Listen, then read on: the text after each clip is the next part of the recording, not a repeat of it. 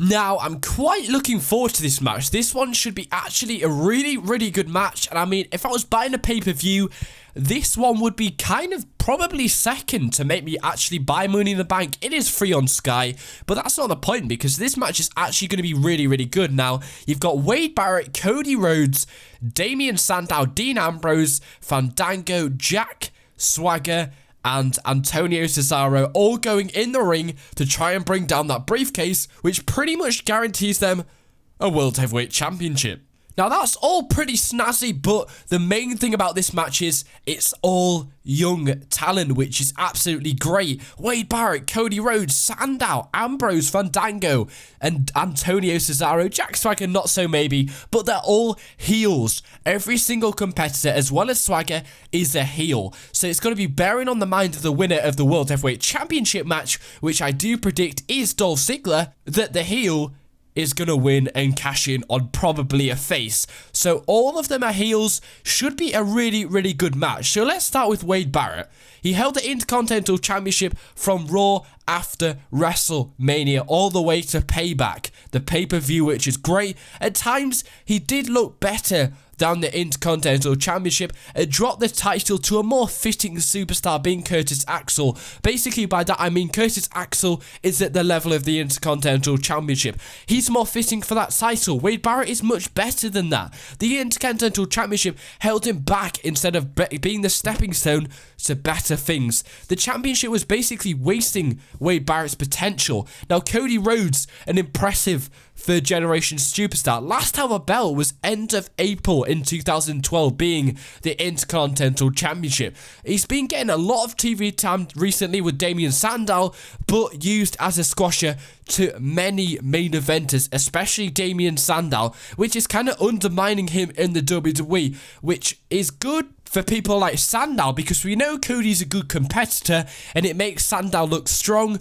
But it's very bad for Cody Rhodes, who is a great superstar, getting so undermined in the WWE, the eyes of the fans, and he needs a great push. Now, they are teasing a possible breakup for Sandow and Cody Rhodes, Team Rhodes Scholars soon. Now, Damien Sandow, one of the biggest heels in the WWE at the moment, but he's never held a title in WWE. He's a great talent, deserves a push, been getting a lot of TV time, especially with the short feud with Sheamus this month. Now, Dean Ambrose, the United States champion since Extreme Rules, part of the Shield, who are slipping into the mid-card. Sadly, the United States Championship is meaningless, however. Ambrose is a great talent and has the most potential at the three members of the Shield faction, but the United States Championship is kind of meaningless at times. It's definitely lost that power that it used to have in the old days of SmackDown and Raw in 2005. So one day he will be a major WWE Championship holder, but not right now. Now, Fandango just came back from injury. Basically, Mr. McMahon's project, he's kind of becoming meaningless. The crowd really not behind him at the moment, and his gimmick has kind of got lame and old really fast. Was a bright new talent, but the debut of the Wyatt family and Axel proves Fandango isn't really that special in the WWE. Now, Jack Swagger, great return, but did have trouble with drugs earlier this year. Great talent, but struggles to get the crowd behind him at times. But without a doubt, he is absolutely one of the best wrestlers in the WWE. Antonio Cesaro, another great wrestler in the WWE, one of the best. They are setting up the We The People tag team with Swagger and Zeb Coulter, the manager. Great potential and an outstanding wrestler. Now, let's list off the people who don't have a chance. Let's be honest, they don't have a chance in this match of winning the Money in the Bank briefcase for SmackDown or the World Heavyweight Championship and becoming the World Heavyweight champion.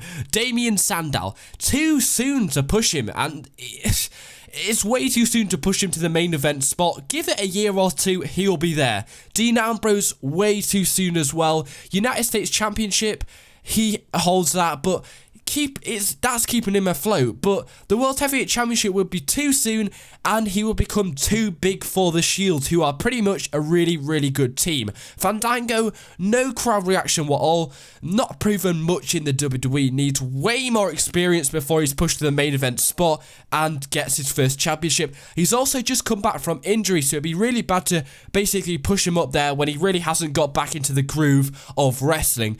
Jack Swagger, decent WrestleMania match with Del Rio, but WWE are harsh on drugs and will punish him for this. Now, Cesaro, can't see him winning as he is joining a tag team with Jack Swagger and Zeb Coulter in the tag team division, and the World Heavyweight Championship would just get in the way of this. So who have a chance? It leaves Wade Barrett, the British fighter, and Cody Rhodes. Now, Wade Barrett, perfect time for the World Heavyweight Championship. Would be the first British champion. Worked his ass off to get there. Let's be serious. Worked his ass off from Nexus, and now in singles competition, doing a hell of a job. Decent reaction from the crowd. Great talent. Cody Rhodes deserves the World Heavyweight Championship as well. Worked his ass off since 07. Well respected in the WWE. Certainly due for a championship. Breaking from tag team from Damien Sandow, and he could definitely prosper in singles competition. And it seems they were running out of ideas for him in late May, early June with the squasher matches, so it'd be great to give him a title. Now, Barrett versus Cody. Who has the better reaction and gimmick? That's got to be Wade Barrett. He gets a way better reaction. He's got a way better gimmick. The European fighter, the bare knuckle champion, Wade Barrett. For me, he's the one that's going to win this World Heavyweight Championship briefcase, cash in around 2 weeks' time and become the World Heavyweight Champion, get pushed to the main event spot, dominate SmackDown. Sadly for Cody, don't think it's his time yet. He really, really needs a title. Intercontinental Championship, United States Championship, I don't care, but he needs a title as well. For me, Wade Barrett's going to win this. Thanks for watching, and goodbye.